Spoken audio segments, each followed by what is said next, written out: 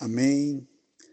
Mateus capítulo 26, a partir do versículo 26, diz assim a palavra do Senhor. Enquanto comiam, Jesus tomou o pão e, abençoando-o, o partiu e o deu aos discípulos e disse: Tomai e comei, isto é o meu corpo.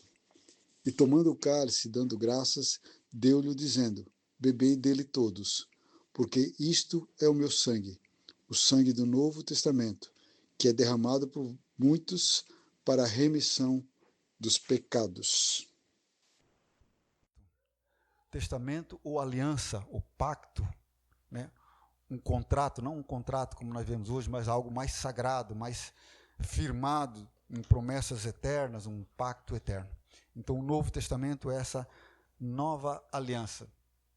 Jesus estava participando aqui da última ceia, como nós a conhecemos.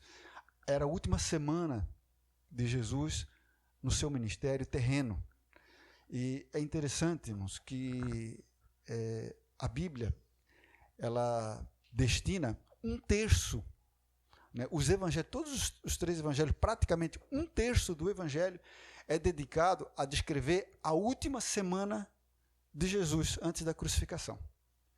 Né? Isso indica que aquele período ali ele tem uma importância, né, crucial, enorme, para as coisas que Jesus fez e deseja que nós entendemos e caminhemos nela. E quando se fala da última noite mesmo que Jesus participou desse momento, todos os 4 evangelhos registram amplamente esse dia. O Evangelho de João dedica quase 4 capítulos falando sobre a última noite de Jesus, o último dia de Jesus aqui na Terra. Então, isso por si só, isso já traz uma importância grandiosa para esse evento, para esse momento. E dentro desse momento, essa celebração aqui, ela é crucial, porque ela representa o momento mais significativo e importante ainda que viria, que era a própria cruz, que é o centro de toda a história humana, que é o centro da história bíblica, para onde tudo convergiu, desde os patriarcas e os profetas, e toda a história bíblica apontava e dirigia para a cruz, aquele momento da cruz. E esse momento que nós lemos aqui, na Santa Ceia, ele expressa aquele momento lá. É como se fosse uma narração dos fatos que viriam a acontecer dali a algumas horas, porque não, né, ou quase algumas horas somente, porque isso era final de tarde, né, início da noite, e o julgamento seria de manhã cedo, a partir das 9 horas ele seria encaminhado para a condenação, no meio-dia, trevas sobre a terra, e às 15 horas Jesus iria expirar. Então, esse momento aqui ele tem, é muito crucial, muito importante.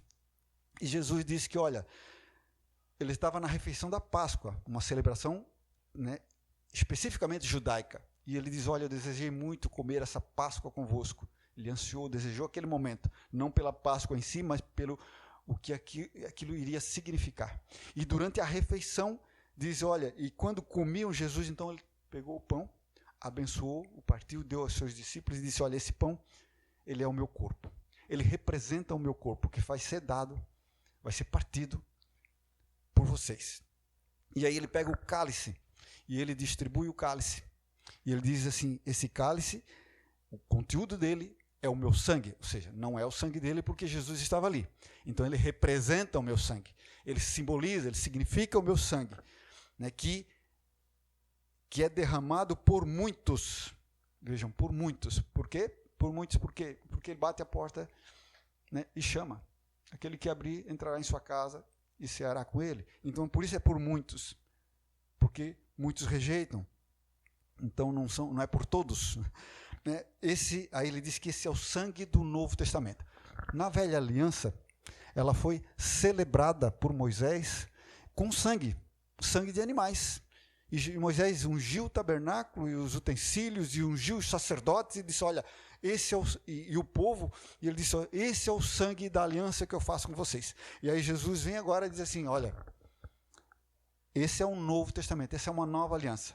E esse que está nesse cálice, ele representa o sangue dessa nova aliança. Então, o meu próprio sangue será derramado para selar essa nova aliança, Jesus estava dizendo para eles. E ele diz, olha, essa celebração vocês têm que fazer em memória de mim. O povo que cresce em Jesus deveria se reunir periodicamente e deveria celebrar, comendo do pão e tomando do cálice, em memória da obra que Jesus faria. Um marco, um símbolo da nova aliança. E é muito forte essa declaração de Jesus. Puxa, veja que a antiga aliança, o próprio Deus celebrou com o povo de Israel, que ele desce lá no Monte Sinai, o monte, né, fumegava, e um terremoto, e fogo, e buzinas, os anjos. Então, algo cinematográfico, com muito poder e glória de Deus, e Deus ali, né, faz uma aliança, declarando os 10 mandamentos, o decálogo, depois as demais leis, e sela uma aliança com o povo ali. E agora vem Jesus, um homem, pobre, nós vimos que ele é pobre, e diz, olha, vamos fazer o seguinte, eu vou fazer uma nova aliança com vocês. E não era só com eles. Vejam que o sangue será derramado por muitos, era uma aliança com muitos que iriam compreendê-la, recebê-la e crer nessa aliança. Então eu vou fazer uma nova aliança agora. Jesus não rasgou a velha, a antiga, irmãos. Isso não foi assim. Isso não aconteceu dessa forma. Jesus estava dando sequência a um plano eterno. Esse momento de Jesus ali, naquela semana, e especificamente naquela noite, foi o momento mais dramático da vida terrena, do ministério de Jesus aqui na terra. Né, coisas grandiosas e difíceis ele iria passar. Mas não que ele não soubesse. Jesus sabia disso perfeitamente. Desde o começo ele sabia para o que tinha vindo. Ele tinha dito desde o começo, a minha hora não é chegada. Né, ele disse que faria a vontade do Pai. Ele falou para os discípulos claramente que seria pendurado, que ele ressuscitaria depois de 3 dias. Tudo isso ele falou. Mas o fato de Jesus saber antecipadamente todas essas coisas não minimizou o impacto, né, forte e poderoso dos acontecimentos que estavam por vir ali, naquele momento que ele estava na ceia. Né, ele não estava tranquilo, né, ele estava feliz por tudo que iria se realizar, mas havia angústia no seu coração. Horas depois ele estaria no jardim do Getsêmani, suando gotas de sangue, tamanha a opressão da sua alma. Né, as trevas o cercavam e o rodeavam, opressão maligna, né, terror de morte. O peso do pecado da humanidade já começava a ser sentido pelo nosso Senhor, que iria carregá-lo na cruz, todo aquele peso. A cruz representa esse peso quando o dia se faz noite, as trevas realmente tomaram conta, o pecado lançado sobre o nosso Senhor. Então tudo aquilo Jesus já sentia na sua alma. Ele disse que a minha alma está angustiada até a morte. E ele orava a Deus naquele momento e ele foi consolado, né, diante disso tudo. Então veja que Jesus sabia, mas mesmo sabendo, né, era um momento, né, dramático, crucial do ministério do Senhor. E Jesus sabia por quê, irmãos? Porque Jesus ele não foi pego de surpresa por aqueles acontecimentos. Né? As circunstâncias da vida, como acontece às vezes conosco, né? Elas não surpreenderam o nosso Senhor. Ele não foi pego pelo destino de surpresa e de repente, quando ele se viu, estava sendo condenado e julgado, e eu não sabia disso, eu não esperava nada disso. Né? Todas as coisas, tudo já havia sido planejado de forma muito detalhada na eternidade. Tudo já estava planejado. Puxa, mas como nós sabemos que estaria planejado? Deus anunciou antes todas as coisas, para que quando ocorresse, as pessoas que lá estivessem reconhecessem que era Deus agindo, Deus operando, que era Deus enviando o seu Filho unigênito para completar, para consumar a obra de redenção da salvação da humanidade. Então todas as coisas já foram escritas antes. Deus escreveu só para curiosidade das pessoas? Não. Para que quando acontecesse as pessoas olhassem para a palavra, olhassem para Jesus e dissem, é Ele. E crescem nele. E para nós foi escrito também para que nós olhássemos para trás, né, e pudéssemos crer nele. Então dessa forma, né, Jesus veio, né, cumprindo um propósito eterno de Deus. E Jesus veio falando de vida eterna, falando de eternidade, né, e aí, falando dessas coisas, irmãos, nós vivendo os tempos que a gente vive hoje, né, hoje nós temos muitas pessoas religiosas, né, todas as pessoas são religiosas, mas ao mesmo tempo são céticas. Há um ceticismo. Há práticas religiosas, e formalidades e liturgias, mas há um ceticismo com relação às coisas espirituais. Existe hoje um emaranhado de crenças, de filosofias, de religiões, de doutrinas, de práticas, de superstições. Um emaranhado, uma confusão, né? Todas essas crenças e práticas, elas avocam-se, elas se declaram como a detentoras da verdade, como tendo o caminho certo para você seguir. Né? As redes sociais e a internet tornaram isso mais, né, frutífero, há uma infinidade de opções, né, com relação à espiritualidade. E aí nós paramos no meio disso tudo e disse, para onde que a gente se volta? Olhamos para onde? Em que nós podemos acreditar? O que pode me trazer verdadeira paz de consciência, o que pode me dar segurança quanto à eternidade, quanto à minha eternidade. Eu ouço isso tudo, mas não tenho essas coisas. O que pode me trazer isso? Na minha eternidade, quando eu vou dormir e partir, estarei com a minha vida totalmente entregue nas mãos do meu juiz, do meu Senhor, do meu Redentor. Às vezes, estava meditando esses dias, quando a gente vai para uma cirurgia, não sei se os irmãos já passaram por cirurgia, você toma anestesia ali e acabou, né? Você está na mão dos médicos, né? Claro que a gente entrega a nossa vida na mão de Deus. Mas a gente entra naquele centro cirúrgico sem saber o que vai nos acontecer. Por mais que a gente tenha certeza que vai dar tudo certo e tudo mais, que o médico já deu tranquilidade, mas a gente está totalmente exposto. Nós não temos reação nenhuma ali. O que o médico quiser fazer, ele faz. Então, nós vamos estar assim diante de Deus, irmãos, totalmente, nós não temos mais o que acrescentar, o que fazer, o que falar, o que dizer. Tudo vai estar registrado diante dele. Então, qual segurança que nós temos para esse momento? A pergunta, né, não é qual a religião, qual crença está certa, qual crença que está errada, qual que eu devo seguir. A pergunta não é qual religião é certa. Mas a pergunta é, o que Deus considera certo, justo e verdadeiro. Porque é nesse que nós temos, com quem nós temos que nos relacionar e nos comprometer. Primeiramente com Ele. Depois nós entenderemos o caminho que nós devemos andar e seguir. Né? Para nós termos o que? Confiança por onde estamos caminhando. E a convicção, e a fé, e a esperança, e a certeza de que alcançaremos o destino que todo mundo quer, todo mundo deseja. Né? A paz, a bênção, a salvação, a eternidade. Né? Todo mundo deseja isso. Então nós precisamos entender, primeiramente, o que Deus espera de nós. Por isso, irmãos, por isso a importância de conhecer pessoalmente a Deus, e um relacionamento pessoal com Deus. Mas como ter um relacionamento com um ser que é espiritual, um ser que é eterno, transcendental. Como me relacionar com Ele? Mas eu preciso me relacionar com Ele para que eu possa ajustar os meus caminhos terrenos ao propósito eterno dele para mim. Deus tem um propósito para todos nós que é bom, uma vontade que é boa, perfeita e agradável. Só que Ele me chama para andar nela. E como andar nela se eu não conheço a Deus e não posso me relacionar e entender que caminho é esse que eu devo andar?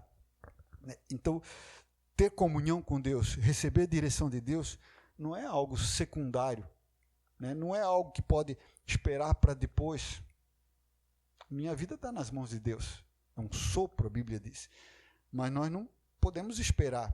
Pelo contrário, é ter relacionamento com Deus, entender o propósito dele e andar nele, é algo importantíssimo.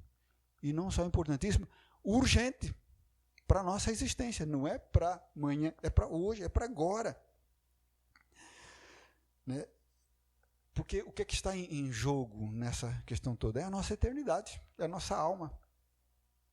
Muitas coisas que a gente faz nessa vida pode esperar para depois. Mas as questões eternas, elas têm que ser imediatas e urgentes, porque nós não sabemos que momento nós daremos entrada na eternidade, na nossa existência, né? Então, o que importa é, como eu disse, não é ter razão. O que importa não é estar certo, né? Mas o que Deus considera certo, o que Deus considera justo. E o que Deus considera certo e justo, Senhor Deus, meus irmãos, Ele entregou nas mãos de Jesus. Tudo que Deus considera correto, justo e santo e verdadeiro, Ele entregou a Jesus. Jesus é a revelação de todas essas coisas do Pai. Poxa, se Ele é transcendente, é espiritual, está distante de nós, veja que Jesus, Ele habitou entre nós, Ele esteve aqui. E Jesus, essa que é a revelação do Pai, né, olha só o que as Escrituras dizem sobre Jesus. Diz que Deus nunca foi visto por alguém. O Filho unigênito que está no seio do Pai, esse o revelou. Então, Jesus é que revela o Pai. Por mais que nós conhecemos a Deus, né, por conta do Velho Testamento, a Velha Aliança, mas Jesus foi a expressão visível de Deus, em carne, como homem. E Jesus, o que ele disse a respeito da sua pessoa e ministério? Ele disse assim, olha, eu sou o caminho, eu sou a verdade, eu sou a vida. E ninguém vem ao Pai senão por mim. Então Jesus, quando ele declara isso, ele se declara com exclusividade para tratar de coisas eternas, de vida eterna, da nossa alma. Jesus é a pessoa certa. O que Jesus disse são as coisas certas. Essas coisas que eu tenho que buscar e seguir. Sobre Jesus, né, toda a Bíblia Sagrada, ela fala muito a respeito de Jesus. Tudo que precisamos conhecer sobre Deus, eu falei de ter um relacionamento com Deus, que é por meio de Cristo. Tudo que precisamos conhecer sobre Deus, somente pode ser encontrado nas Escrituras. É a fonte de todo o conhecimento de Deus, porque elas foram inspiradas por Deus para nós nos relacionarmos com Ele. Por mais que existam livros de teologias que são importantes, que nos abrem o entendimento para compreender as Escrituras, eles têm que estar alinhados, adequados àquilo que o próprio Deus falou nas Escrituras. Por isso nós precisamos pessoalmente conhecer as Escrituras. Conhecer as Escrituras e, através dela, o Deus das Escrituras. Porque é nela que Deus se revela de forma perfeita para nós. Se nós nos relacionarmos com Deus sem o equilíbrio das Escrituras, esse relacionamento, certamente, ele não será correto. Por isso Deus, lá desde o princípio, Deus falou muito sobre aqueles povos que viviam na idolatria, falou muito sobre servir a Ele somente. Quando se serve a Deus somente, não se corre o risco do apelo, né, em sua volta para servir a outros deuses, muito menos aquele Deus aqui dentro, que é o nosso ego, o nosso coração. Então, a Bíblia, as Escrituras falam sobre Jesus abundantemente. Lá nos Salmos, Salmo 22 declara de forma muito perfeita como o Messias que viria, ele seria rejeitado. Ele começa assim o Salmo 22, Deus meu, por que me desamparaste? Isso foi o que Jesus declarou lá na cruz. Quando ele declara aquilo lá na cruz, ele estava despertando para aqueles acontecimentos que estavam, né? Muitas outras coisas estão envolvidas nessa declaração, mas ele também despertava para os acontecimentos já registrados lá no Salmo 22, escrito 800, 900 anos antes de Cristo. E ali ele diz que ele foi pendurado, suas mãos foram traspassadas. Isso no Salmo 22 já declarava isso. Ele foi zombado, confiou em Deus, e Deus o entregou. Ele foi rejeitado, sua língua se colou ao céu da boca, a sequidão na saliva. Tudo isso declara de forma muito precisa ali no Salmo 22.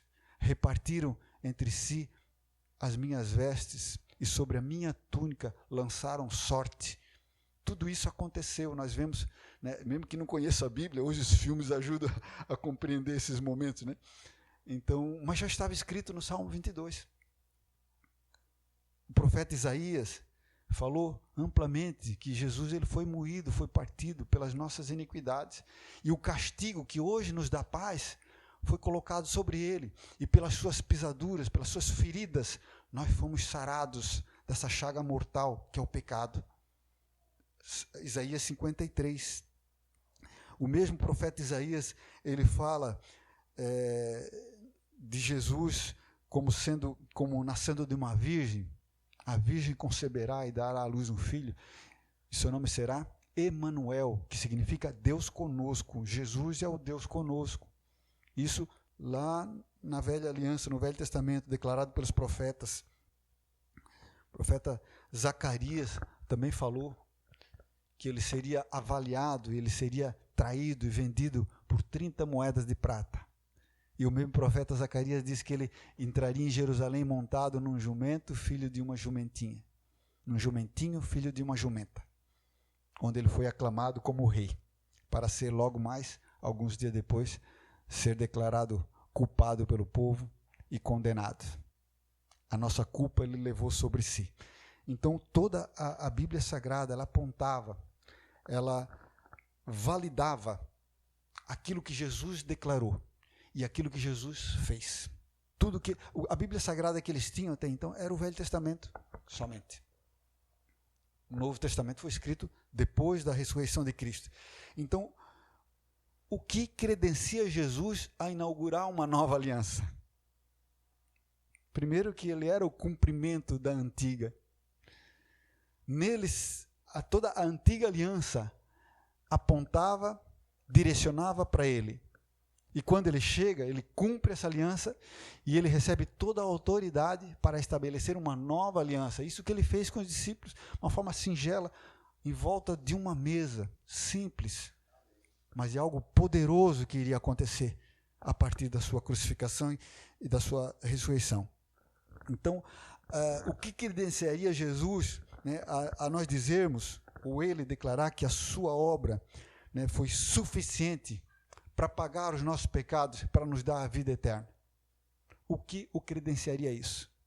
Se tivesse alguma dúvida com relação à obra que ele fez, aquilo foi totalmente dissipado. Sabe quando? Com a sua ressurreição. A ressurreição de Cristo, irmãos, é um acontecimento único na história da humanidade. Houveram outras ressurreições ali, até no Novo Testamento de Lázaro, né, e outras ali são ressuscitações, em que a pessoa voltou a ter vida biológica, física, terrena, mas todos aqueles que foram ressuscitados por Jesus lá, morreram novamente. Com relação a Jesus, a sua ressurreição é diferente. Ele ressuscitou e recebeu um corpo ressurreto, um corpo glorificado, que é a promessa para aqueles que creem também. Então, Jesus, a ressurreição de Jesus, né, quando ele ressuscita para a eternidade, ali é decretada em favor da humanidade, não somente de Jesus, mas a vitória foi dele, sim. Uma vitória sobre a morte. Jesus venceu a morte, porque ele não ficou retido no sepulcro. Ele se levantou, algo que jamais havia sido realizado. Jesus vence a morte e venceu a força da morte também.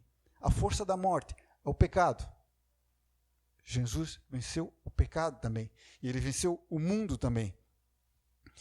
E ele recebendo essas coisas, ele recebeu de Deus, do Pai, todo o poder para perdoar os pecadores e para dar vida eterna e ressuscitar, assim como ele foi ressuscitado, aqueles que creem nele e na sua obra. A ressurreição de Jesus, às vezes as pessoas, não, mas isso foi uma história, um mito e tudo mais. Não, não, não. A ressurreição de Jesus é um fato histórico, testemunhado por mais de 500 pessoas, por 500 pessoas, na verdade, amplamente verificável a partir de uma investigação honesta e sincera, né, de todas as evidências do relato bíblico. De forma científica, com base na Bíblia. E não na história. Há como comprovar esse acontecimento como verdadeiro e testificá-lo como verdadeiro. Então, a ressurreição de Jesus, ela é uma vitória sobre a morte. Paulo escreveu aos Coríntios dizendo que tragada foi a morte na vitória. Tragada, ela foi engolida, foi destruída. A ressurreição de Cristo é o endosso do Pai para essa vitória. Porque Jesus estava totalmente entregue ao Pai. Como nós quando vamos para a cirurgia. Mas ele ressuscita pelo poder do Espírito Santo, que o Pai o envia para trazê-lo de volta. O Pai testifica com isso que a obra de Jesus é suficiente, sim, para pagar os pecados da humanidade, que pesavam na balança do julgamento do juiz, de Deus. A ira de Deus, que pesava sobre o pecado, foi lançada sobre Jesus lá naquela cruz. E Jesus, tomando os nossos pecados sobre si, ele pode nos perdoar. E o Pai aceita essa substituição, esse sacrifício substitutivo, a morte vicária de Jesus, confirmando que a ressurreição confirma que aquele sacrifício ele foi aceito no santuário celeste, quando Jesus entra com o seu próprio sangue oferecido em nosso favor. Não mais sangue de animais como era na velha aliança. Alguém que ressuscitou dessa forma dentre os mortos, irmãos, ele certamente tem autoridade para falar sobre vida eterna. Nenhum outro tem. Nenhum outro tem. Nenhum outro líder espiritual, nenhum outro guru espiritual ressuscitou como Jesus. Portanto, somente ele pode, sim, e tem essa autoridade. E alguém que ressuscitou e tem essa autoridade, certamente merece de toda a humanidade, de todos nós, um pouquinho mais de atenção para tudo que ele falou, tudo que ele ensinou, tudo que ele fez. Certamente nós precisamos estar atentos. É por isso que lá em Hebreus diz assim, olha, convém-nos atentar com mais diligência para as coisas que já temos ouvido. Como escaparemos nós se não atentarmos para uma tão grande salvação? Eu abreviei 2 versículos aqui, Hebreus 2. Tudo o que Jesus ensinou, declarou, tudo o que ele fez, irmãos, e toda a sua obra, e a obra da cruz, e a ressurreição, tudo isso, irmãos, todas essas coisas, tudo o que ele disse, foi escrito onde?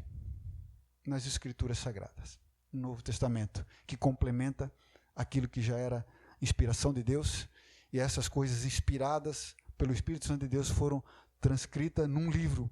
Para quê? Para que nós conhecêssemos a Cristo e as coisas concernentes à vida eterna, que estão contidas aí sim em toda a Bíblia Sagrada. O cristianismo, irmãos, em todas as suas vertentes, ele tem por base as Escrituras. Ele nasceu a partir de todos os eventos lá em Jerusalém e na Judéia, em Samaria. Esses eventos, o que nós conhecemos desses eventos, por mais que se transmitam em livros, história e tudo mais, eles estão contidos de forma totalmente inspirada por Deus, aqui nesse livro. O que nós precisamos conhecer daqueles eventos estão aqui, porque eles foram escritos para a nossa vida eterna, para a preservação da nossa alma, para caminharmos aqui nessa vida de uma forma que esse caminho nos conduza, sim, aonde nós desejamos, que é a vida eterna. Então, todas as vertentes do cristianismo, elas têm por base esse livro, e devem ter ele como referência, como guia, como regra. Mas para a vida eterna, irmãos, não basta apenas estar inserido dentro de uma filosofia, de uma corrente cristã, dentro de uma das vertentes do cristianismo. Eu preciso de um relacionamento único, pessoal, com o Pai, por meio de Jesus Cristo, por meio da fé em Jesus Cristo. Um relacionamento pessoal, ajustando a minha vida às Escrituras, ao que elas ensinam e dizem.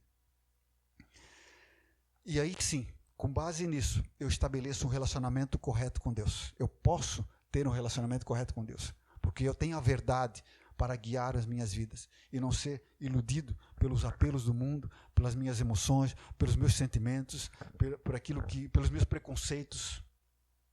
Isso aqui me liberta de todas essas coisas para um relacionamento pessoal com Deus. Conhecer a verdade. Por isso Jesus diz, conhecereis a verdade, e a verdade vos libertará. Eu não posso buscar a Deus pelo que eu acho, pelo que eu penso, pelo que eu acho que é certo, que é bom. Eu não posso conhecer a Deus com base na minha mente, na minha alma. O que eu posso conhecer de Deus vem por revelação dele. E ele se revela pelas Escrituras. E ele se revela de forma pessoal em nosso íntimo, em nosso coração, em nossa vida. Então, Deus, ele nos chama para esse relacionamento. Deus não tem netos. Não tem netos. Ele tem filhos. Então, a nossa fé não pode ter por base a fé dos pais, a fé do pastor, do padre. Não. A nossa fé tem por base Jesus Cristo, que é o mediador, e tem por base um relacionamento com Deus que me dá firmeza, que me dá segurança de vida. Jesus, então, irmãos, ele tinha toda a autoridade para inaugurar uma nova aliança. E isso ele fez. Ele cumpriu todas as coisas.